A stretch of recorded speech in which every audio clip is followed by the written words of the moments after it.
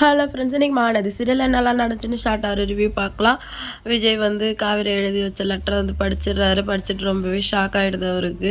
நான் வந்து வீட்டை விட்டு வெளில போகிறேன், என்னை தேடாதீங்க நான் சொல்ல மாட்டேன், நீங்கள் தேட மாட்டீங்கன்னு தெரியும் அப்படின்னு சொல்லிட்டு காவேரி வந்து லெட்டர் எழுதி வச்சுட்டு போயிருக்காங்க. இதை எடுத்துகிட்டு வெளில ஓடி வராரு. தாத்தா பார்த்தோன்னே ஷாக் ஆகிடுறாரு. இதில் வர அவர் கான்ட்ராக்ட் மேரேஜ் பற்றி எழுதியிருக்கா, இதை அவர் பார்க்கக்கூடாது அப்படின்னு சொல்லிட்டு மறைச்சி வச்சுட்டு காவேரி வந்து லெட்டர் எழுதி வச்சுட்டு வீட்டை விட்டு போயிட்டா தாத்தா சொல்லிடுறாரு. ஒரு வேளை அவள் வீட்டுக்கு போயிருப்பாளோ அப்படின்னு சொல்லிட்டு விஜய் கேட்குறாரு. ஆமாண்டா, லெட்டர் எழுதி வச்சுட்டு இங்கேவா போவா, போய் வேற எங்கேயாவது தேடு, அவங்க வீட்டுக்கு தெரிஞ்சாலும் பதட்டம் ஆகிடுவாங்க அப்படின்னு சொல்லிட்டு தாத்தா சொல்கிறாரு. நான் எங்கள் வீட்டில் யார்கிட்டையும் சொல்ல மாட்டேன், சீக்கிரமாக காவேரியை தேடி கூட்டிகிட்டு வா அப்படின்னு சொல்லிட்டு பதட்டம் வர்றாரு. நீங்கள் டென்ஷன் ஆகாதீங்க தாத்தா, நான் எப்படியாவது காவேரியை தேடி கண்டுபிடிச்சி கூட்டிகிட்டு வரேன், நான் எதுக்கு அவங்க வீட்டில் ஒரு டைம் பார்த்துட்டு போகிறேன் அப்படின்னு சொல்லிட்டு விஜய் வந்து காவேரி வீட்டுக்கு போகிறாரு. காவேரி வீட்டு சைடு போய் தயங்கி நின்று பார்த்துட்ருக்காரு. பாட்டி வந்து அவங்கள பார்த்துடுறாங்க. என்ன தம்பி இந்த பக்கம் அப்படின்னு கேட்குறாங்க. இல்லை, செவுரில் ஏதோ விரிசல் இருக்குது, சரி பண்ணணும் தாத்தா சொன்னார், அதான் பார்க்க வந்தேன் அப்படின்னு சொல்லிட்டு சமாளிக்கிறாரு. இங்கே எதுவும் இல்லையே அப்படின்னு சொல்லிட்டு பாட்டி சொல்லவும், ஒரு வேளை தாத்தாவே சரி பண்ணிட்டாரு போல, நான் கேட்காம வந்துட்டேன்னு சொல்லிட்டு நான் கிளம்புறேங்கிறாரு. வீட்டுக்குள்ளே வாங்க சொல்லிட்டு பாட்டி கூட்டிகிட்டு போகிறாங்க. உட்காந்துட்டு எப்படி கேட்குறேன்னு யோசிச்சுட்டு, என்ன பாப்பா உனக்கு ஸ்கூல் இல்லையான்னு கேட்குறாரு. அவளுக்கு லீவ் விட்டாங்க அப்படின்னு சாரதாமா சொல்கிறாங்க. உட்கார சொல்லிவிட்டு காஃபி எடுத்துகிட்டு வருவாங்க கேட்குறாங்க. இல்லை வேணாம், நான் அப்போ தான் குடிச்சிட்டு வந்தேன். காவேரி வந்தாளா அப்படின்னு கேட்குறாங்க. காவேரி எப்போ இங்கே வரலையே அப்படின்னு சொல்லிட்டு பாட்டி சொல்கிறாங்க.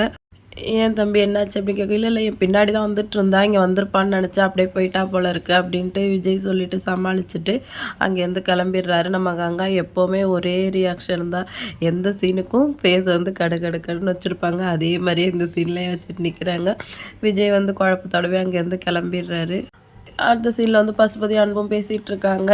ஏன் வந்து அந்த காவேரியை இவ்வளோ பெரிய விஷயமா நினச்சி நீங்கள் டென்ஷன் ஆகிறீங்க அப்படின்னு அன்பு சொல்லவும், என் பொண்ணு கல்யாணத்தை 3 தடவை நிப்பாட்டி இருக்கா, அவளை சாதாரணமாக நினைக்க சொல்கிறீங்களான்னு வளரிடுறாரு. உங்கள் பொண்ணு கல்யாணத்தை 3 தடவை நிறுத்தி இருக்காளா?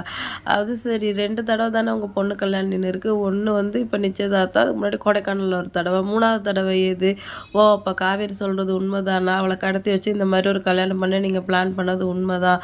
அவங்க அவ்வளோ தூரம் சொன்னப்போ கூட நம்பாமல் நாங்கள் எங்கள் சமாதானம் பேச வந்தோம்ல, எங்கள் தப்பு தான், டே கிளம்புடா அப்படின்னு சொல்லிட்டு அன்பு கோபப்படுற மாதிரி ஆக்ட் பண்ணுறாரு.